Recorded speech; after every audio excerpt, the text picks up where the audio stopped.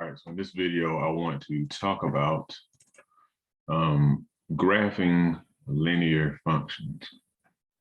All right, so let's do that. Graphing linear functions.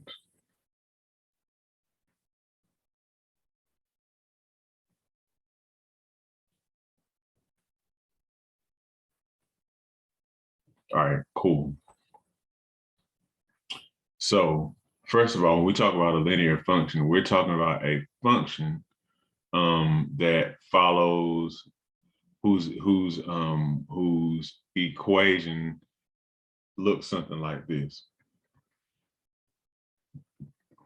Y equals mx plus b. Now, y equals mx plus b is what's called the slope-intercept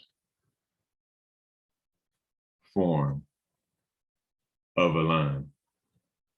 Okay, and now so you have the two variables, which are x your input, y your output. You have m, which is your slope, and then you have b, which is your y-intercept. Okay, now, so let's define those a little bit more. So your slope is always going to be whatever that number is that comes before your x value. And your slope is essentially the, it tells you like how much the line goes up or how much the line goes down. The slope is also known as your rate of change. So slope, or the rate of change for your line, okay? And so the slope of a line is constant. That's why your line is straight, because you have a straight line. Let's say you just have an XY graph and then you have a line that goes like this. The slope is the rate at which that line changes. So if the slope is constant, so that's what keeps the line straight. Now, if the slope changed, then you would probably have some sort of curved line. Okay, so your slope would be increasing, then your slope decreases, then it goes to zero, then your slope starts to decrease. Actually increasing, then it goes to zero, then it goes to decreasing. So that would be a changing slope, but we don't have any situation like that with a straight line. All right, anyhow, so pay attention to this. So with your slope, again, it's the rate at which your line is changing, and that'll be this number right here. Okay, so basically, say for example, let's give an example of, say for example, you have y equals 2x plus 5. 2 is your slope. 2 is telling you how much your line is changing. I guess, let me also say this. It's also what people call your rise over your run. But basically, say for example, this is your equation. 2 is your slope.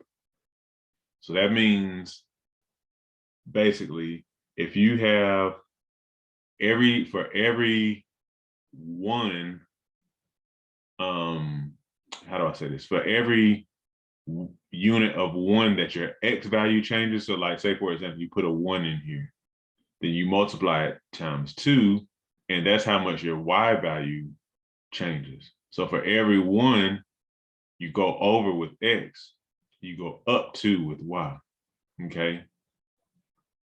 All right, so let me go ahead and erase this part right here to make it even more clear. So y equals 2x. So again, this just says, and I'll graph it to prove it. When you have a slope of 2, for every 1 unit of 1 for x, that's 1 times 2. So that means your y will be 2. So when x is 1, y is 2 times 1, or 2. When x is 2, y is that 2 times 2, which is 4. When x is 3, Y is 2 times 3, so it's 6. So let me graph that. So hopefully it makes a little sense. Okay. So we'll go 1, 2, 3, 1, 4, 5, 6. So when x is equal to 1, y is equal to 2 times 1. So it's 2. So let's graph that. So when x is 1, y is 2. When x is equal to 2, y is equal to 2 times 2. Because I plugged in that 2 for x. So that means that y is equal to 4. So when x is 2, y is 1, 2, 3, 4. When x is equal to 3, y is equal to 2 times 3, or 6. Okay? So when x is equal to 3, y is equal to 6. So you see, there you go. There's your line. Okay? So that's what the slope tells you. Basically, you can look at the slope and tell whatever your rise of a run is. So if the slope was 3, then you know that for every 1, then every 1 that you go over, then you would be going up 3. You see what I'm saying? Now, let's talk about the Y-intercept. The Y-intercept is where the line crosses the Y-axis. So literally all the Y-intercept is when you have that equation for a line, it is where the line crosses the Y-axis, where it crosses the Y-axis. So here, again, look at this right here. Look at that. Y equals mx plus b. Again, m is the slope, b is the Y-intercept. So whenever your equation for your line follows this format, it'll be very easy to see what your slope is and what your Y-intercept is. Now let's look at y equals 2x. What's your slope? 2. That's easy. It's the term before the x. What's your Y-intercept? 2x plus there's nothing there. So your Y-intercept in this case is 0. What does that mean? 0 is where the line crosses the Y-axis. See that? Bingo. It crosses the Y, and remember, the Y-axis is the vertical one, up and down. So now if this was 2x plus 5, that means that this graph would cross the Y-axis at 5. So let's graph it to prove that.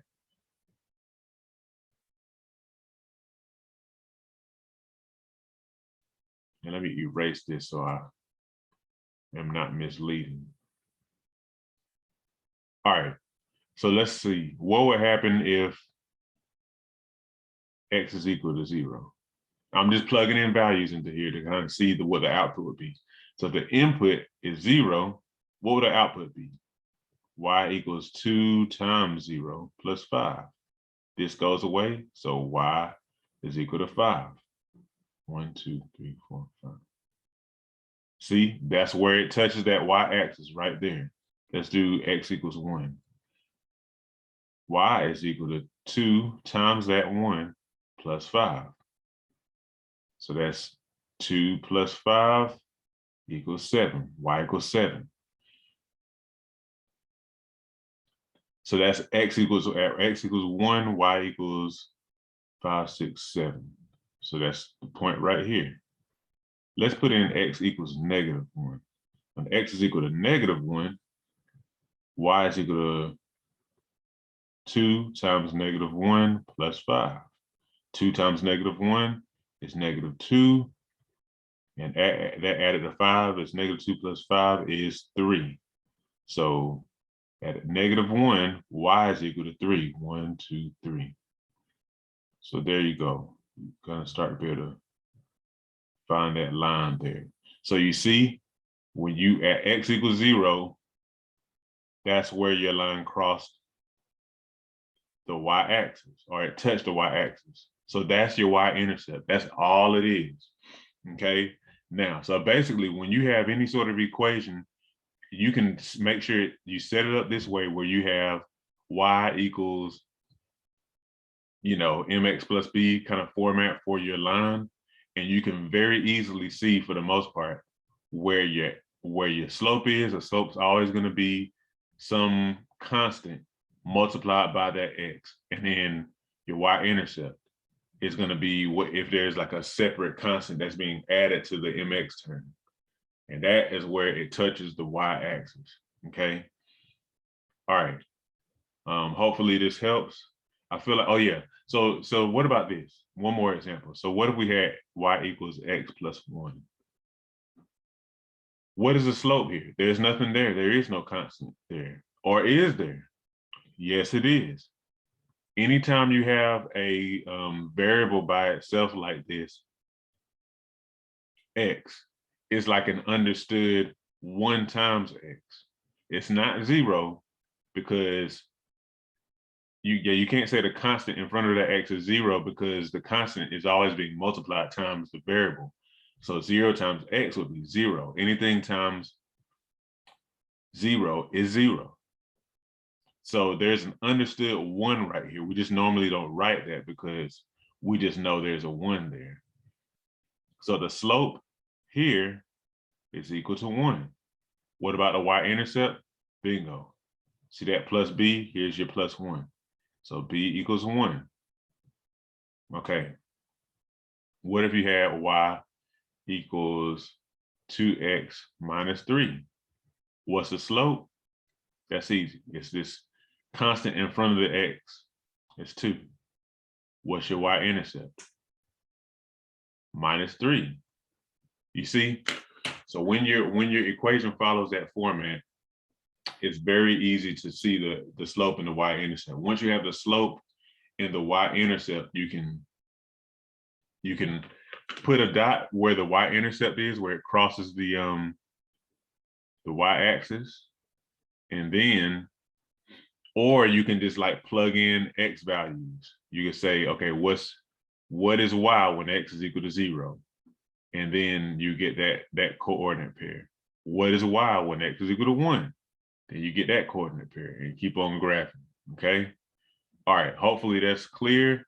If you have any questions, if I need to clarify this video, definitely let me know.